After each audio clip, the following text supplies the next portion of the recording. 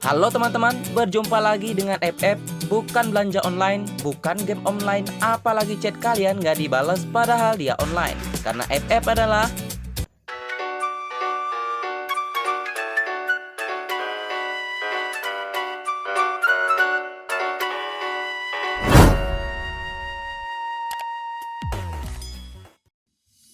kali ini kita akan membahas dan mendengar sebuah film yang menyajikan kepada kita sebuah pemandangan di mana orang-orang dari negara Sudan yang melarikan diri akibat peperangan yang terus terjadi.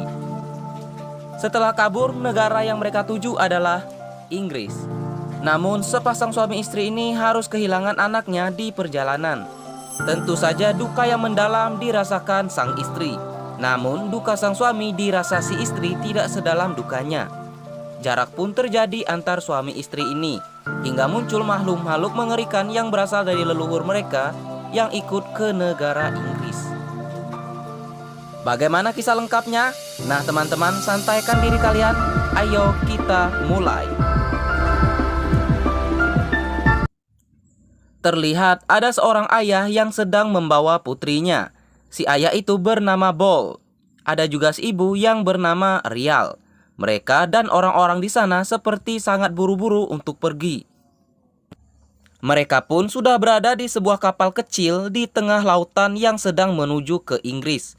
Namun dengan sebuah insiden, lalu Bol dan Rial harus kehilangan putri mereka.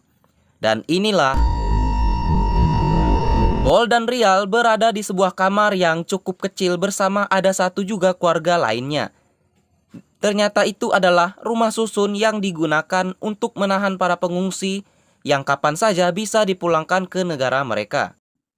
Hari itu, Bol dan Rial dipanggil untuk menghadap pejabat Inggris. Apa yang akan terjadi? Mari kita simak. Ternyata pengungsi yang berkelakuan baik selama ditahan akan diberikan sebuah keistimewaan. Mereka akan diberikan sebuah rumah, tapi mereka juga harus benar-benar menuruti 3 syarat yang cukup berat. Kalau mereka tidak mau atau melanggar syarat-syarat itu, maka Bol dan Rial akan segera dipulangkan kembali ke Sudan. Nah, syarat yang pertama, setiap 1 kali dalam seminggu mereka harus melapor ke kantor itu. Syarat yang kedua, mereka akan menerima tunjangan sebesar 74 pounds per minggu atau sekitar 1,4 juta. Dan mereka dilarang bekerja atau mencari penghasilan tambahan. Dan syarat yang ketiga, mereka harus tinggal di rumah yang telah dipilih dan tidak boleh pindah, tidak boleh mengajak tamu, dan tidak boleh mengadakan pesta. Setelah Bol dan Rial setuju, mereka pun diantar. Tibalah mereka di tempat tujuan. Ada seorang petugas yang menunjukkan rumah itu. Rumah yang besar dan cukup luas, yang biasanya ditempati oleh 8 orang pengungsi. Bol dan Rial cukup merasa aneh kenapa mereka diberi rumah sebesar itu. Namun petugas itu mengatakan mungkin mereka yang cukup beruntung. Di sekitar rumah itu terlihat cukup berantakan dan beberapa anak muda yang berisik. Setelah petugas itu pergi, si ibu sedang memperhatikan mainan boneka mendiang anaknya, lalu memakai sebuah kalung dari boneka itu. Bol dan Rial pun terlihat lega karena akan memulai sebuah kehidupan yang baru. Menjelang malam, sesuatu yang aneh mulai terjadi. Bol cukup terkejut dengan suara anak-anak muda yang berlari di dekat rumahnya. Masih wajar. Lalu ada suara aneh yang ia dengar yang berasal dari dalam tembok. Karena penasaran, Bol lalu mengintip lewat lubang yang ada di bagian bawah tembok.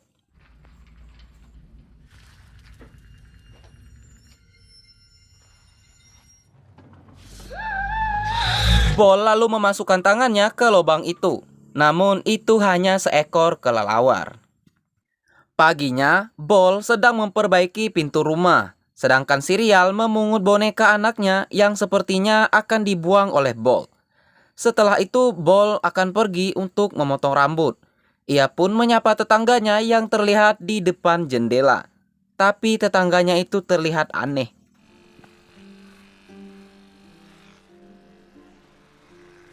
Saat tengah malam, Bol terbangun dari tidurnya.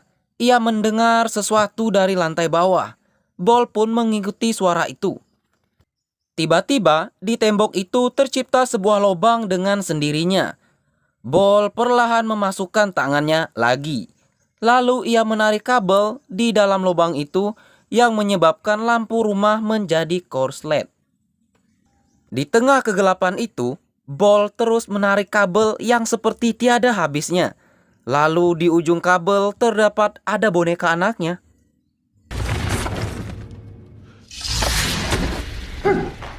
Bol kaget dong. Saya aja kaget. Tiba-tiba lubang tembok itu pun menghilang. Setelah itu, Bol dengan kesal mengikis cat-cat di dinding itu. Paginya, Rial membereskan bekas kikisan Bol tadi malam. Lalu ada suara yang memanggilnya. Saat si Rial membuka sebuah kamar, Rial melihat bayangan anak-anak pengungsi. Setelah itu, Rial keluar rumah untuk mencari puskesmas. Ia mendapat peta dari petugas waktu itu. Rial mengikuti peta itu. Namun ia malah menemukan jalan buntu dan hanya ada seorang anak kecil yang sedang bermain bola. Rial lalu kembali untuk mencari jalan lain. Namun Rial malah melihat anak kecil yang bermain bola itu tadi ada lagi di tempat lain. Lalu Rial bertanya kepada 3 orang pemuda yang tidak jauh dari sana. Mereka menunjuk rumah dokternya itu pun awalnya main-main. Dan saat Rial beranjak pergi, para pemuda itu pun malah rasis kepada Rial. Singkat cerita, Rial pun sudah bertemu dengan dokter. Rial menceritakan bahwa ia adalah seorang pengungsi dan telah kehilangan putrinya. Setibanya di rumah, Rial kembali mendengar suara-suara aneh dari tembok rumahnya itu. Saat Bol dan Rial dinner-dinner manja, Rial tidak suka melihat suaminya yang seperti tidak bersedih setelah kehilangan putri mereka. Di sini, Rial mengatakan kepada Bol bahwa hantu leluhur mereka yang sering disebut Apet akan merenggut nyawa orang yang seperti Bol. Rial sepertinya mulai tidak betah di rumah itu. Setelah makan malam itu, Bol kembali melepas lapisan-lapisan cat dari tembok rumah. Karena aliran listriknya belum diperbaiki, Bol hanya bercahayakan lilin. Lalu terdengar suara aneh dari belakang dirinya. Di kegelapan terlihat ada sosok kurus tinggi dan bungkuk sedang berjalan, lalu menghilang. Tiba-tiba lilin Bol pun mati. Bol buru-buru mengambil senter. Lalu terlihat sosok anak kecil yang sedang duduk membelakangi Bol. Bol perlahan mendekatinya.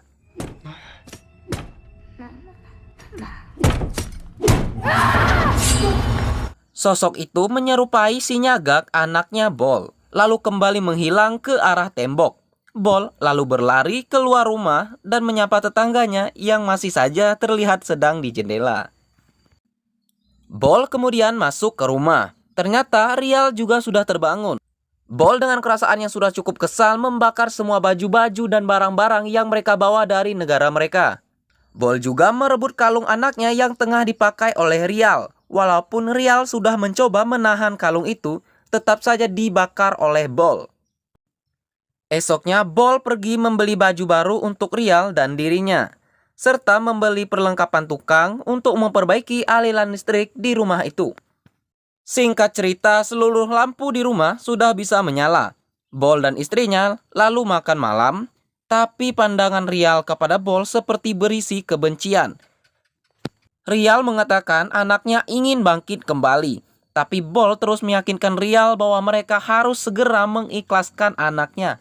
Ternyata tidak ada siapa-siapa. Bol hanya berbicara sendiri. Lalu tempat itu berubah seperti menjadi lautan. Lalu muncul banyak sosok yang telah tenggelam di lautan itu. Ketika Bol akan diserang,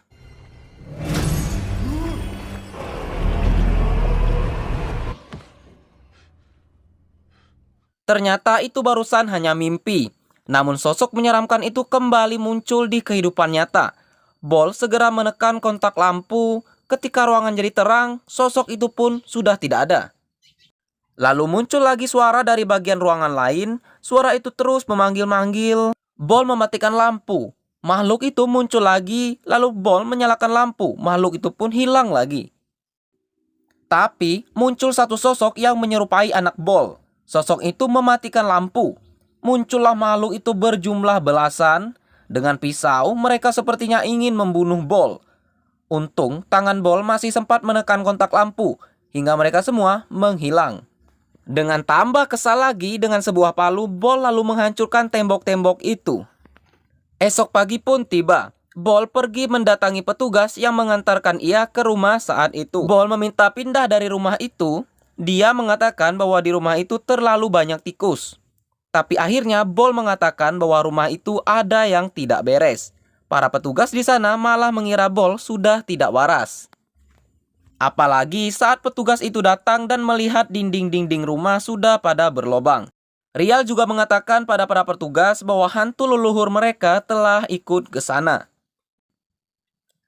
Petugas-petugas itu pun tambah tidak percaya lalu pergi dan memperingatkan Bol supaya segera memperbaiki kerusakan di rumah itu atau mereka akan diusir. Sungguh keren si Bol kita ini. Malam itu Bol duduk menghadap dinding, mematikan lampu dan hanya menggunakan sebuah lilin. Ia memejamkan matanya, ia ingin bertemu dan menghadapi makhluk itu. Ketika Bol membuka matanya, terdapat api. Lalu muncul suara yang mengatakan bahwa nyawa Bol bukan milik Bol. Bol dengan tampan dan berani menghampiri suara itu, lalu ia memegang apinya. Api itu hanyalah penglihatan atau ilusi, bukan kenyataan. Bol dengan percaya diri mengatakan kepada makhluk itu bahwa mereka tidak bisa menyakitinya. Tiba-tiba di sana berubah menjadi laut. Bol tidak sanggup melihat laut karena di sanalah anaknya meninggal. Lalu muncullah sosok anaknya yang seperti akan berubah menjadi menyeramkan. Bol lalu terbangun namun hari sudah pagi. Bol melihat istrinya mencoba kabur dari rumah. Ia berusaha menghentikan istrinya namun tidak berhasil. Ketika Rial berhasil keluar dari rumah itu, keadaan di luar rumah langsung berbeda dari keadaan sebelumnya. Lalu datang satu wanita sanak famili Rial. Ia mengajak Rial pergi ke sebuah ruangan. Ternyata di sana ada semua sanak famili dan tetangga-tetangganya. Rial pun penuh sukacita tertawa dan berpelukan.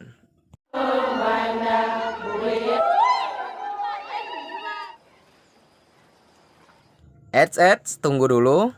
Setelah itu Rial terdiam sambil memandangi semua sanak famili dan tetangganya. Kemudian bayangan di pikirannya Rial kembali menggambarkan saat ia, Bol, anaknya dan semua orang yang tengah kabur dari negaranya Sudan. Rial lalu sadar bahwa orang-orang yang bersamanya di ruangan itu adalah orang-orang yang sudah meninggal saat kejadian di laut waktu itu. Salah seorang dari mereka memberikan sebuah pisau besar kepada Rial. Ia mengatakan kalau Rial memotong Bol, maka anaknya akan kembali hidup. Tibalah Rial di rumah dan sudah bertemu dengan Bol. Rial melihat ke arah pisau itu yang sepertinya terus-terus memanggil-manggil Rial. Namun saat Rial akan mengambil pisau itu, Bol mengambil pisau itu duluan. Lalu Bol menyayat tangannya sendiri dengan cukup parah. Dan Bol mengatakan kepada Rial bahwa ia seharusnya terjun dari kapal saat itu untuk menyelamatkan anaknya. Setelah melihat dan sadar ternyata suaminya penuh pengorbanan dan sangat sedih kehilangan sang anak, Rial kembali menatap Bol dengan perasaan kasih sayang dan mulai menerima kenyataan bahwa anaknya memang sudah tiada. Bol merasakan makhluk-makhluk itu akan datang dan memakan Bol. Lalu Bol menyuruh Rial untuk segera pergi dari sana, supaya Rial tidak melihat Bol dieksekusi oleh makhluk-makhluk itu. Rial sambil menangis lalu meninggalkan Bol yang sedang terluka parah.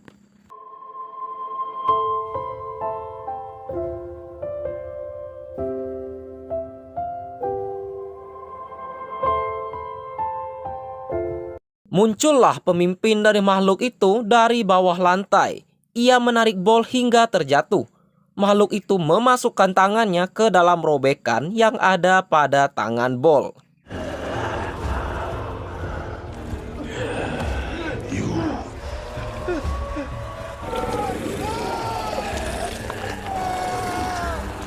Di luar dugaan, Rial kemudian datang dengan pisaunya lalu memotong dan menggorok leher makhluk itu. Maka gagallah makhluk itu untuk mengambil nyawa Bol.